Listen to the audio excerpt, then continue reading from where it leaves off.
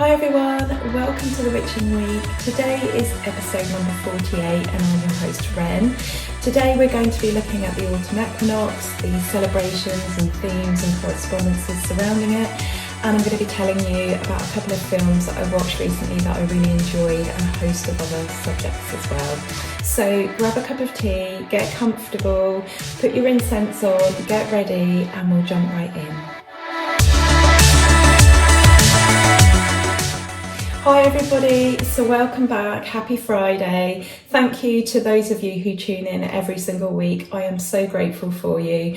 And to those who've just discovered my channel or perhaps the Witching Week, my name's Wren. I'm known as the Cemetery Witch because I live on a cemetery in the heart of England. And every Friday we just have this very comfy, relaxed chat about the turn of the wheel, the changing seasons, what I've been up to, what you guys have been up to, and we cover lots of sort of witchcraft and pagan topics. So it's all very relaxed here. This is a low edit film. I film it from start to finish with very little in the way of interference, and that's exactly how I wanted to do this. So I hope you enjoy this. So today I have got some new tea. I've invested in some new tea. I've got some Tea Pigs tea. Let me show you. Oh, I've just dropped the tab in the cup. Typical. That's going to be annoying me all afternoon. Right, so I went for some super fruit. Those that have been following me for a while know that I don't really do hot drinks and I don't really do tea or coffee except for the Witching Week. So, and it's always a fruit tea as well. I don't like tea and coffee. I don't drink milk. So yeah, these are lovely. They smell so good. They're called Bursting with Berries. I'm not exactly sure what berries they've got in them, actually. Let's have a look. It's just called Super Fruit. Oh, elderberries, hibiscus, black currants, cranberries and blueberries. It's really, really nice. I've just had a little go before I started filming this and it was so, so nice. Today we're burning Pagan Spell, which it's a bit like a nag champa but slightly more perfumey, but it's really, really nice. I've had a lot of incenses, just the cheap ones, they all sort of smell the same, don't they? But yeah, this one's really, really nice. So yeah, so the 11th of August already, it is feeling very autumnal. As you can see, I've got one of the scarves out already. I'm already starting to get cold in the house. We've had a few months of being warm and comfortable, and now I'm starting to spend the day feeling cold. It has been unseasonably chilly. We've had about 11 degrees at night, every night. So that's been really, really nice. But the house it needs warming up with the sun. We've had very, very cloudy weather. We've had quite a bit of rain, which is obviously really good. We need that. But yeah, it's feeling a lot more like September or even October on days. It's just absolutely nuts. So I don't think we're going to get that period of respite for those of us that live in ancient houses that need that sort of, a good hit of summer to be prepared for the winter. I'm just not there. I ordered an electric mattress topper. We had one that really helped throughout the winter, but unfortunately it gave up.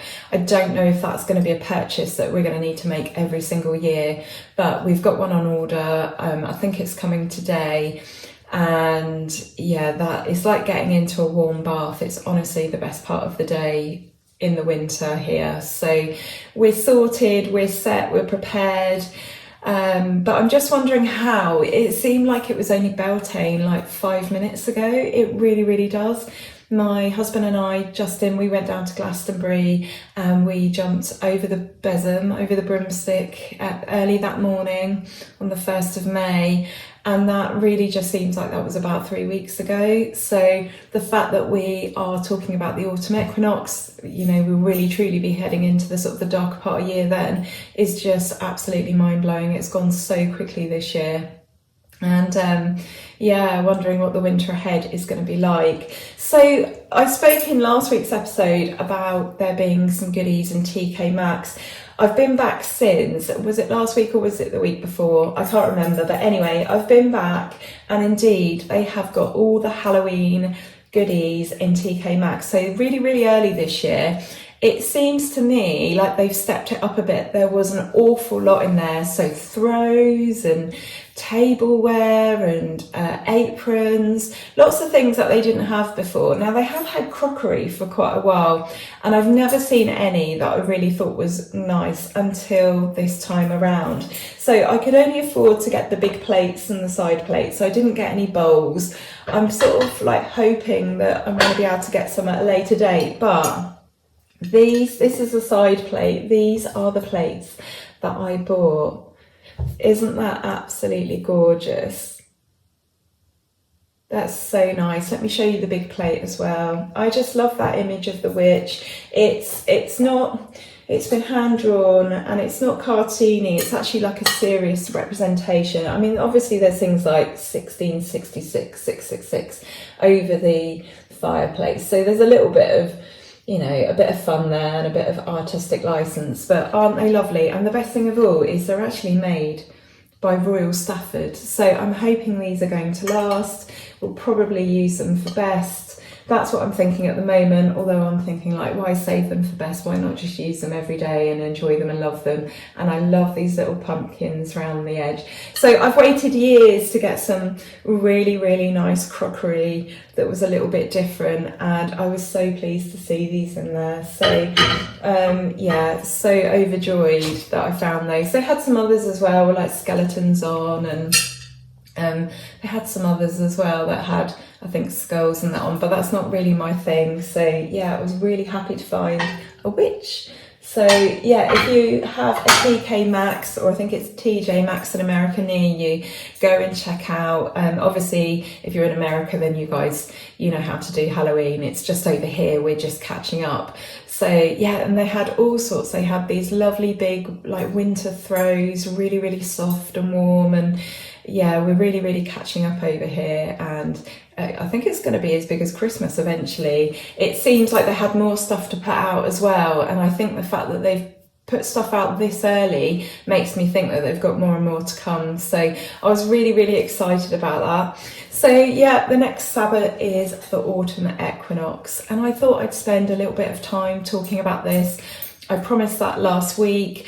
It just gives you some time to think and plan for the Sabbath ahead. So I know that some of you, or quite a few of you following this channel, are new to witchcraft, new to the Wheel of the Year, or you have been thinking about it for a long time, but this is, you know, you're now starting to put this stuff into practice. So I thought I'd give you plenty of time. So the autumn equinox is known by a lot of modern pagans as Marbon. I believe it's called Harvest Home as well in America. Marbon is a bit of a misleading term, really. It's a term used by modern pagans. It was taken from Welsh mythology by Aidan Kelly, who was creating a calendar back in the 70s for all pagans to be able to use and enjoy, but it's got very little to do with this time of year. There have been some Welsh people who have said they don't like the use of this name for a festival that has very little to do with their mythology. So I would refer to it as the autumn equinox. In my grimoire, I do use Marbon because it's just what I grew up with and what I have learned. And but yeah, I don't tend to use that term as a whole generally. So it's the second of 3 harvests. It's the fruit harvest, and to some degree it is a harvest of or a celebration of Thanksgiving.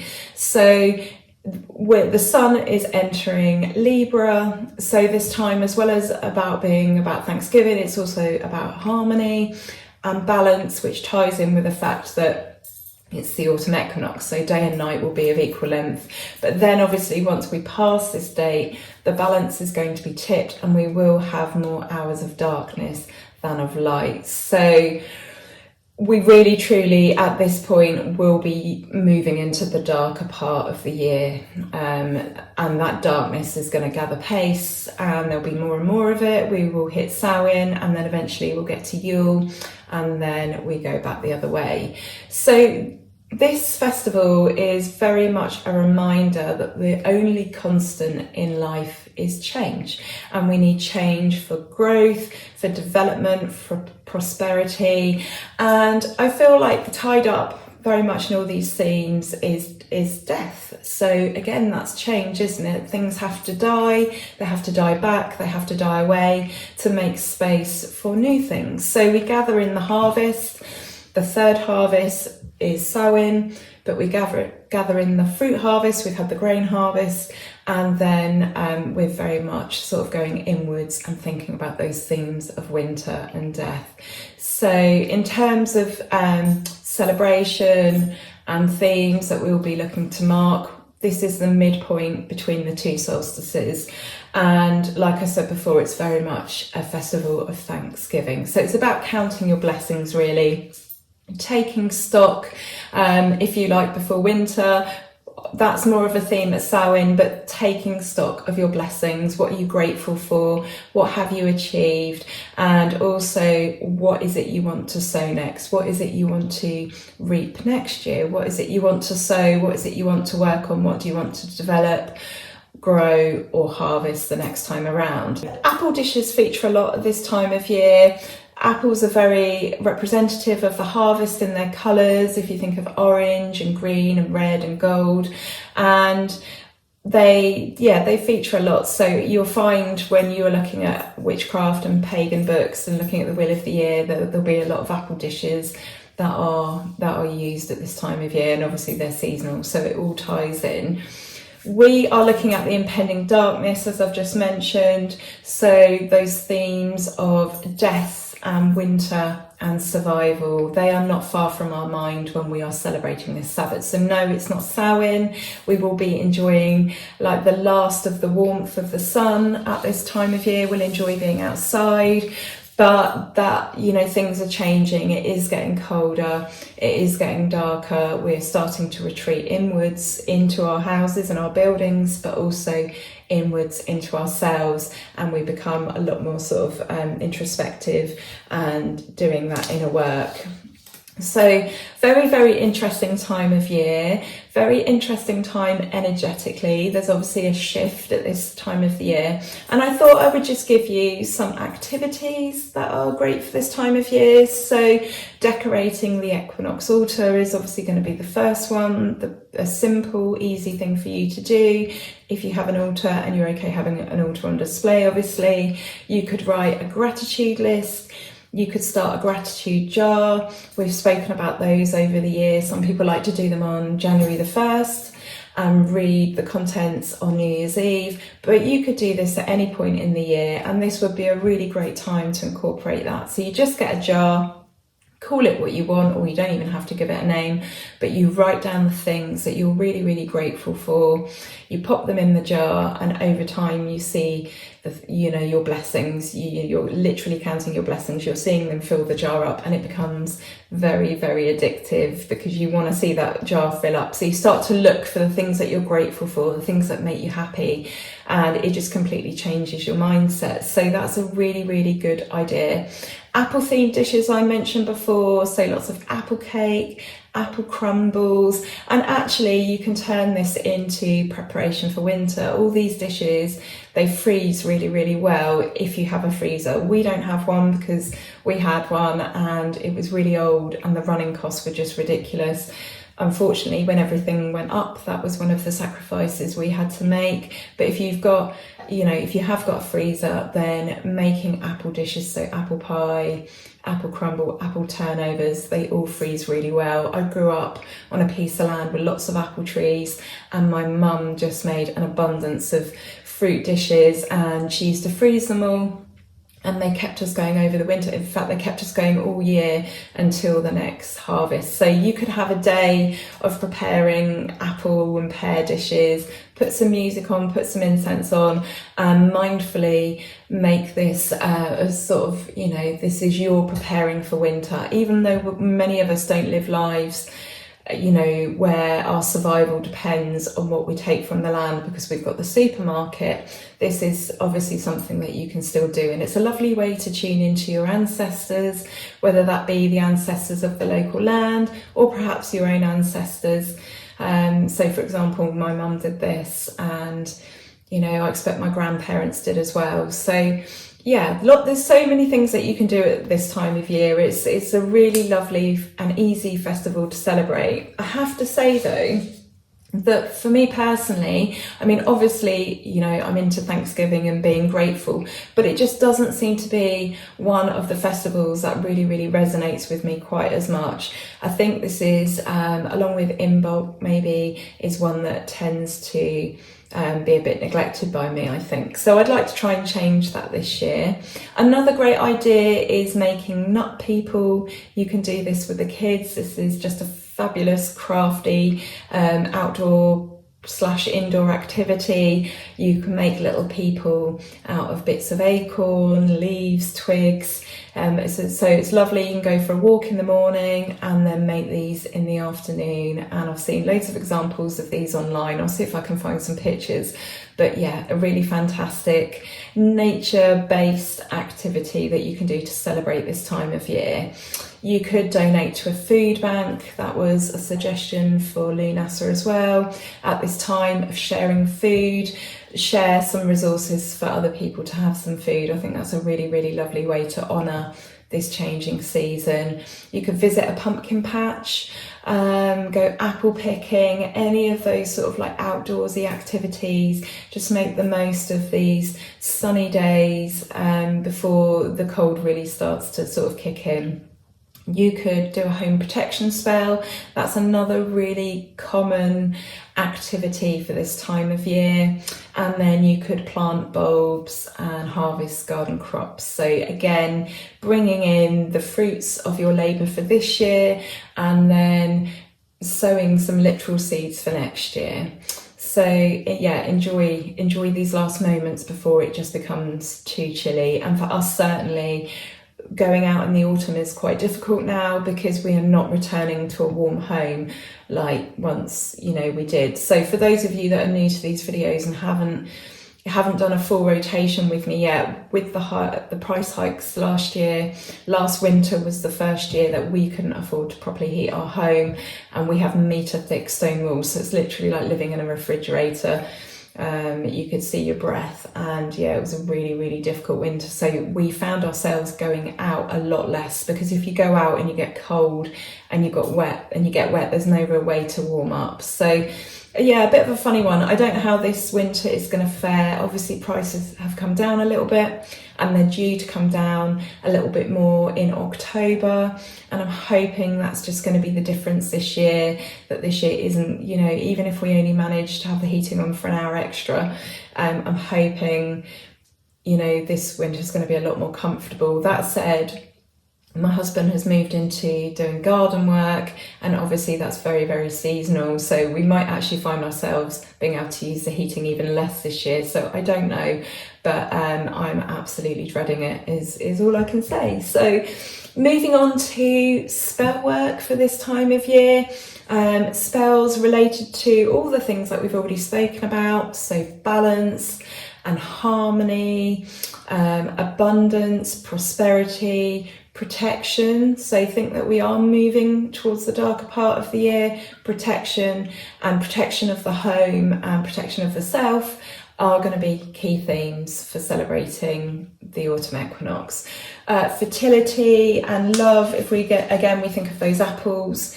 Apple spells are very, very common at this time of year, or that time of year. Obviously we've got a little way to go until the autumn equinox, and if you think of some of those Samhain spells involving apples and trying to see, you know, who your lover might turn out to be, so like throwing apple peel over your shoulder and stuff like that, it all ties in with this time of year. So what else has been going on? I'm going to leave it there for the moment. We'll revisit it obviously over the coming months as we approach it. And yeah, thinking about it as well, we're on episode 48 today, and we're not far from episode 52, which I'm really, really excited about. And that's just going to tie in really, really nicely with these themes of Thanksgiving and reaping what you sow. So we'll have done a whole year. And yeah, I think it's a lovely, lovely part of the year to have started and to be finishing. So I'm really looking forward to celebrating that with you. I think when it comes to inspiration for the Sabbats, what to include, what to celebrate, I think just look at your own lives. I think just think what's going on in your own life. Focus on that. Focus on what is happening outside your window, because even from year to year, things in nature can be very, very different. There's been a lot of changes this year. There's been a lot of weird weather. There's just been a lot of differences. We've noticed this summer has been very, very different to the one before and the one before that. So I think it's really important not to get hung up too much on overthinking celebrating the Sabbats. And obviously it'll be very different for me up here in the Midlands to someone down in the very, very bottom of the southwest, or someone in Cornwall. So there are these geographical differences, even just within one country, not to mention the geographical differences that you might have living in another country, and you might be in the Southern Hemisphere. So your celebration at this time of year is going to be completely different to mine, to the next person, to the next person. So just bear that in mind. Again, I want to hammer the messages home that witchcraft should be easy, it should be practical, it should be personal, it should relate to you and where you live. Let's not overthink it. So I wanted to tell you about a couple of films that I've been watching, or I've watched this week. So the first one is a comedy. It's called Get Hard, and it features Kevin Hart and Will Ferrell. It was really, really funny. It was about a hapless, very, very rich hedge fund manager who, through no fault of his own, discovers that he's going to jail. So he is given a month by the judge to get his affairs in order, and he knows that he is not going to survive even a couple of minutes in jail. He knows that he's going to have trouble from the minute he walks in. So he enlists the help of a businessman who's never even had a parking ticket before. This is Kevin Hart, the character played by Kevin Hart, and it was just so funny. And when I looked it up this morning to talk about it later on today here on the Witching Week, I was really shocked to see that it was only given 6 out of 10 by IMDb and 28% by Rotten Tomatoes, which I think is even worse than the film that I told you about before, which name escapes me right now. This is most definitely funnier. I don't know if those two websites are geared more at very sort of like educational or deep thinking films. This is obviously not one at all. Well, not one of those, not with Will Ferrell and Kevin Hart in, but it was brilliant. We laughed all the way through it. It was really, really amusing. So if you need something really lighthearted and funny that isn't serious at all, then yeah, look up Get Hard. We watched it on it was Amazon Prime, I think. It wasn't Netflix. And yeah, lovely light-hearted comedy. So yeah, check that one out. The next one I want to talk to you about is about extraterrestrials. So we've spoken a little bit about these on this show. You guys have heard my thoughts and feelings. I'm just going to share those again for those of you who have not heard me talk about this subject. So just to sort of give you a brief description, if you'd asked me about extraterrestrials maybe 5 or 6 years ago, I would tell you that I didn't believe they existed. Now, that's not to say that I think that we're the only ones in the universe. That's, I'm not that arrogant. That's not to say that I didn't think there was life out somewhere else in the universe. But I don't know, just the thought of ETs visiting our planet just felt almost a little far-fetched to me.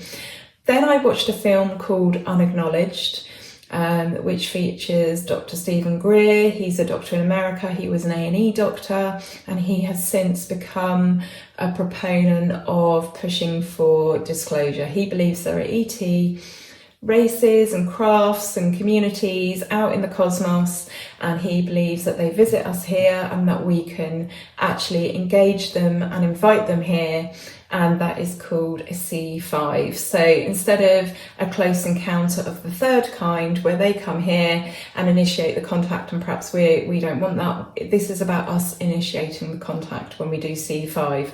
So I know this all sounds very, very far-fetched. I watched this film and then I attempted to do some C5 of my own, which is done via meditation, and I was absolutely blown away by the results, and I had some very, very real things happen to me. I have threatened on this channel to share these stories. I'm feeling torn. I feel like if I truly believe that there's something to disclose, and I believe in having disclosure, then really I should be sharing my stories. I'm also very, very aware that there are a lot of people that don't believe, and that's fine, I respect that. And I'm very aware that my stories might sound completely crazy. I do actually have some photographic evidence of something that happened to me, which the people that have confided in have been absolutely blown away by it, as was I. And if I share my story, then I will share the photographic evidence I have. But I'm still, I'm torn between those two places. Add my name to the wall and stand up for what I believe in, or protect, my reputation. So anyway, I watched Unacknowledged first. So if you are interested in what I'm talking about and you feel like you want to watch the film I'm about to suggest next, if you haven't already, I think you should watch Unacknowledged first, because that really sets the scene for the amount of evidence there is out there by people in, say, the Royal Air Force, for example, American Air Force personnel, and their experiences and their evidence. I think you should watch that first. But the film that I watched this week, which I will put a link to down below, I watched it on YouTube, it's available free to watch, is called Above Majestic, and this is basically about secret space programs that have been going on. And I must admit, there are a lot of times where I had like a penny drop and think, oh, maybe that's why X, Y, and Z. So for example, there is a guy being interviewed in Above Majestic who says there are colonies on the moon and colonies on Mars already. And I have always wondered, if we visited the moon in the 1960s, and our technology, and I know it's about available funds as well and what we choose to invest in, but I've always thought, why haven't we been back to the moon, considering the amount of technology we have now? I've always wondered what has been the block there. And when you hear that there are supposedly colonies on Mars, on the moon, it makes you think, well, maybe that's why we've not been back, because in this day and age, we would expect that to be streamed live, wouldn't we? We would expect at home to see all of that in real time. What are the reasons why, no country has gone back there? So obviously all of this is open to, your own belief systems, interpretation, the agenda of the people making the films. Everybody's got an agenda at the end of the day. It's about working out whose agenda is, closest to the truth. So when I talk about this stuff, I do talk about this stuff as someone who is quite willing to be objective and to question what I hear, question what I read, question what I see, and even question my own experiences. But there is no escaping for me personally that I engaged in C5 meditation, and immediately I had a response, and I had 3 very vivid, interesting experiences. And again, like I say, one of those, I have photographic evidence of something physical I was given, and rather weirdly, I have lost that item, which is very, very unlike me. I'm a very organized person. It was only small, but I'm just really glad that I had the foresight to take a photograph of this item, and I really, really hope it turns up. I don't know where it went. I don't know how I managed to lose such an important item, and I don't know how it appeared in my house. That's all I'm going to say for now. So if I do tell that story, I will save it for Samhain. I know extraterrestrial life is not related to perhaps, you know, the cycle of life and death and the spooky stories perhaps that we tell around that time of year, but it feels like an appropriate time. So watch this space. I may or may not share. I've already shared quite a bit of information anyway that makes me sound absolutely potty, but there it is. So yeah, Above Majestic. If you want a film that's going to make you think and question stuff, then that is a film for you. If you want a comedy, then watch Get Hard. So I think that's it for now. Oh no, one other thing to say. I'm planning on having a competition in the next few weeks. I will make sure that you guys are updated here. I'm also going to offer it out to people on Instagram as well. You are all my family, you're all my community, and it will be a selection of witchcraft items. The competition will be really easy to enter, and I will cover the shipping for whoever wins the package, wherever in the world you are. I'm just starting to put that together, so I'm going to get on and do that soon, because I would like to announce the winner on episode 52 of the Witching Week, which celebrates the whole year of the Witching Week. So that's where we're at the moment. So please tell me in the comments what you think about any of this, and as always, tell me what you've been up to. Are you well? What are you planning for the autumn equinox? Maybe tell me about your Lunasa plans if you've not been on for a while. Let me know what's going on in your world. This tea actually is really, really good. I think it's actually the nicest fruit tea I've had, actually. It's really lovely. It was quite expensive. It says big leaf, big flavour. All natural, no artificial flavourings. Our tea temples are plastic free and nice and roomy. So they've got like these little pyramids, little pyramid tea bags. We only use big quality whole leaves, no dust. Big leaf equals big flavour, simple. So that's really, really nice. While I'm here, I would just love to give a shout out to my cousin Liam and his wife Jen. I meant to do that last time when I was talking about visiting them at their house.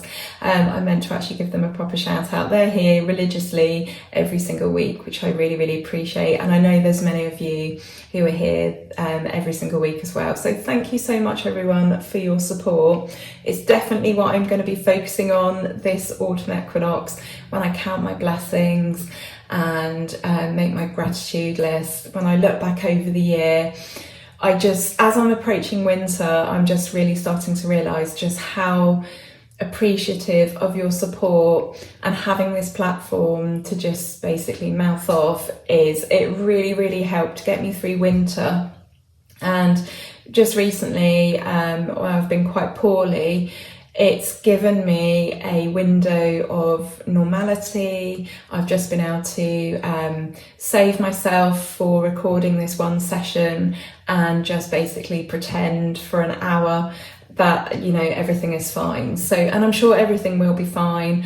I had a bit of an epiphany in the week, and there was something I think that was affecting my heart, and I've made some changes, and I am feeling a lot better. And I was doing really, really badly. I struggled to walk from a car park just like an eighth of a mile or something down to a shop. It took me an hour and a half the other week because my heart was just giving me all sorts of issues, and I had to lay on the floor, and it was just a total nightmare. And I was like really, really on the brink as well. I was having tachycardia for like an hour and a half at a time. Really, really dangerous, really, really uncomfortable. And this week I am feeling so much better. So just going back to my point before, you guys have really, really helped me through some very, very difficult challenges and moments. So I just want to thank you all so much. So we're going to do some cards now. We're going to have a look at the week ahead and some things to consider. Have a little look at the energy and how we might respond or react to that. So again, just say hi in the comments. Let me know what you're up to. Right then, so today we have the Page of Wands. we have the Eight of Pentacles, we have the Ten of Wands, and we have the Knight of Wands. So we have lots of Wands energy here, and we have one card which belongs to the Suite of Pentacles. So it seems like the message here is that if you have started or are going to start or are thinking of starting a new venture, you have some sort of plan or something that you're about to begin, the message here is laser point focus. So create a plan first of all. So if there's something you want to start or something you've just started, you need to have a plan. That's the very, very basic thing. You need a plan, and then from that plan you need to focus on that, and you need to look at everything that you do with laser sharp precision. And the reason I say this is I feel like very much there is an energy of discernment at the moment, and I think this is to do with the economy. I think this is to do with recent events that have happened in the world, and people are thinking very, very carefully about the decisions they make.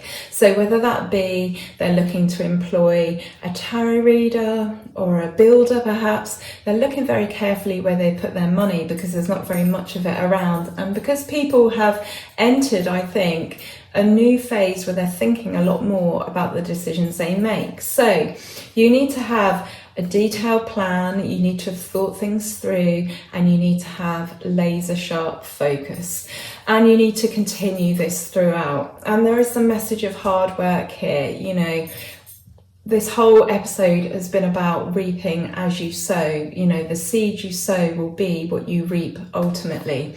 So this, of course, you know, both these things in mind will mean that at times you might feel like this is a huge burden.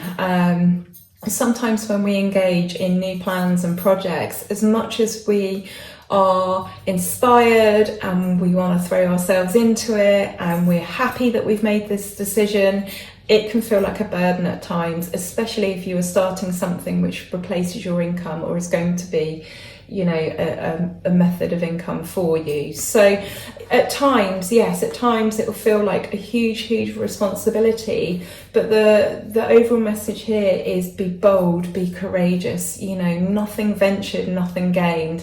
And that is true of any decision that we make, really, especially when it comes to plans and projects and bigger things that are going to have huge meaning in our life.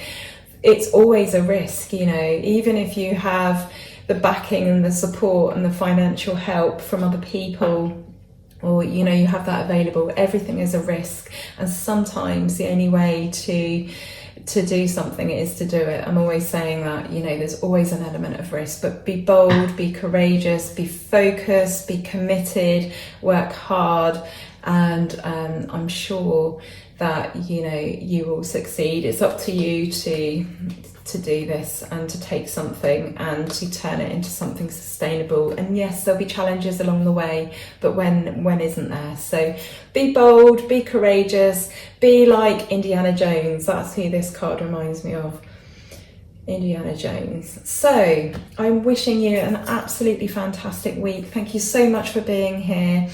I'm looking forward to next week already. I'm wishing you so much love and sending you very many blessings. Take care of yourselves and each other.